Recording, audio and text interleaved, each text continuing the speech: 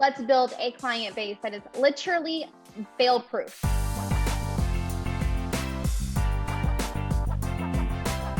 You've got a recession-proof business if you've got a client base. What we're going to be doing is building a business that you can simply be profitable in any market, no matter if it's up or down, because it is based specifically on a database.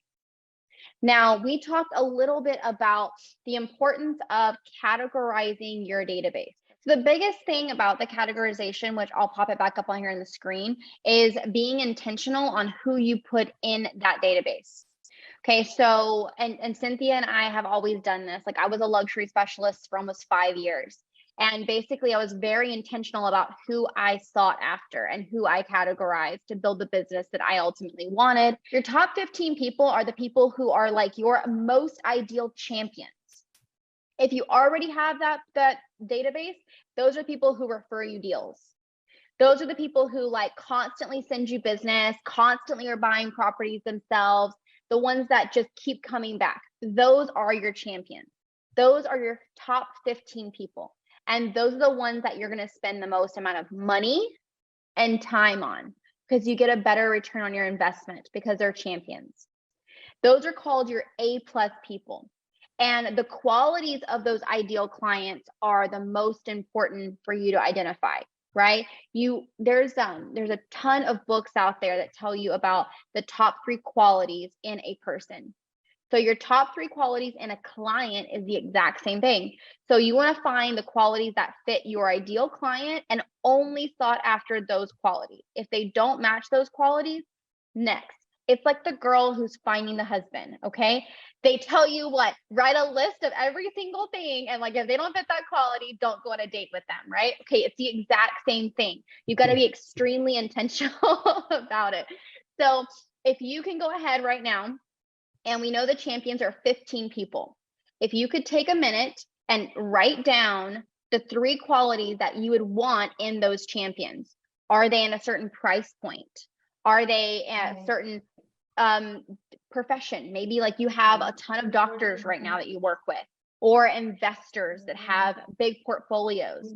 Who are your exact ideal client? If you have 3 qualities to write them down. I'm going to write mine down and I'll share them with you guys as well.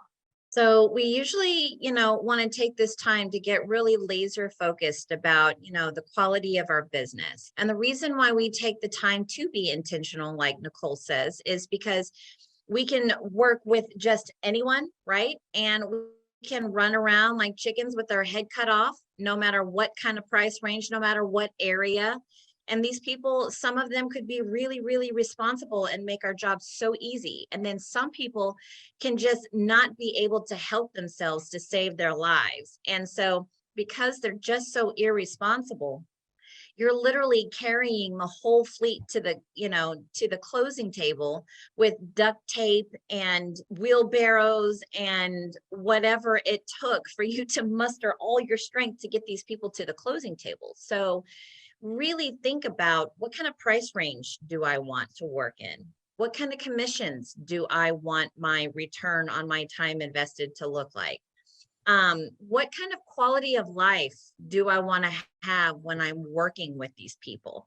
Do I want to work with people that are easy to work with, that are financially responsible, that don't have a lot of tax issues or financial issues, that my lender doesn't have to put, duct tape and bubble gum around just to kind of get it, to the closing table, like I was talking about? Do you want people that have everything together and give the lender and whoever everything that they need? So as you're creating those champions, really stop to think, because when you do work with these kind of people, you do also want to infiltrate their network. And as we know, birds of a feather do flock together. So do you want more referrals from people in a particular price point? Do you want more referrals from people who manage their finances a certain kind of way? Or do you want more referrals from people with a specific type of, attitude or disposition, right? So this is all about being truly intentional. For example, mine are professionals. They have to be a homeowner already, and they have to have a 20-year vision. Those are people that I work with. All right. My people are usually making around $200,000 or more a year. On average, they've probably got about 2.1 kids, and financially, they are incredibly responsible. All right, Gustavo, hit us with it. Who's your ideal client? My ideal clients are investors, developers, and responsible clients. Plus three that I put. I like that. What about My you, ideal Abby? clients, yeah, my ideal clients are I'm working with a lot of seniors. They don't like to be pushed around. They don't really care how the market is. When they're ready, they're ready. I'm not sure how the commission works, on like in the US, but in Canada where I am, it's very, very comparative. So when you are working with younger crowd or people who have bought the house a couple of years ago or 5 years ago, it is almost impossible to get the full commission. So sometimes it's easier to work with the elder people that have been in the house for 30, 40 years, home is paid off. If if they see the value, there are very high chances to get the full commission from them. I mean, that's something I've been doing for the last couple of years, and it's been actually good. But then again, if I have younger people like my age or anybody a little bit older than me, I don't say no to them. I still work with them. Awesome.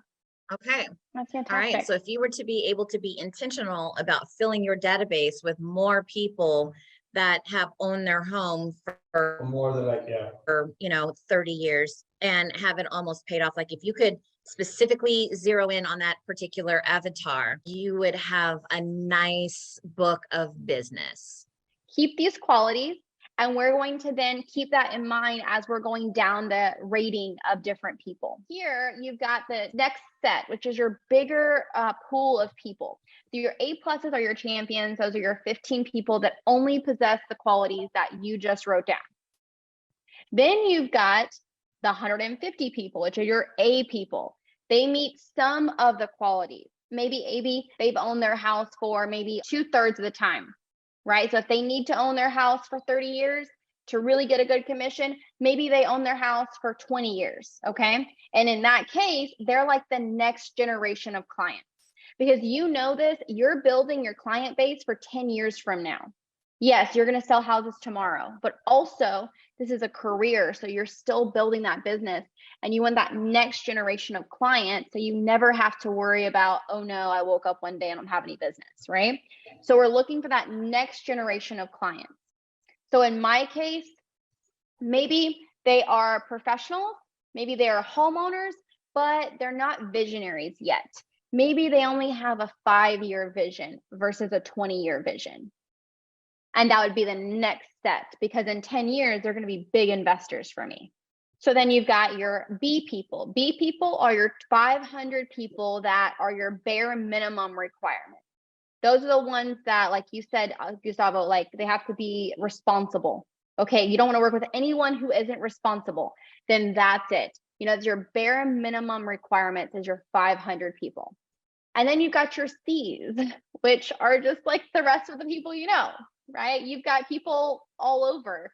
Way more people than you think that you know. And so you're going to put all of those people into the database because they may know someone, they may end up being an A. You just don't know that they're an A yet. So you just have to start looking through the rest of your people, and they may move categories over time. So basically, it's now categorizing which people in your CRM are you going to categorize, and that's take time, of course, going through it. But each person, as you put them into that CRM, you put a letter beside them, you put a tag, you put a hashtag, whatever your CRM is allowing you to do, you tag them to a certain category, A plus, A, B, or C. So then when you go in to make your calls, or when you go in to invite them to events, you know exactly who you're inviting to those events. And when an A plus becomes a B for whatever reason, then you're not having to continue spending time and money on that person, because you're immediately going to go in and change them from A plus to B. So next we have which we've already done this exercise basically. The only thing we haven't done is the 5 people that are your A pluses. So if you could just right off the top of your head right now, who are your top 5 people that come to mind? And then write those people next to A plus. So for me, I already have like my top investor. He's number 1, right? Right. And so I have 3 families actually, that I just baby and love because they're in the price point that I am serving. They are very influential with all of the other moms that they hang out with.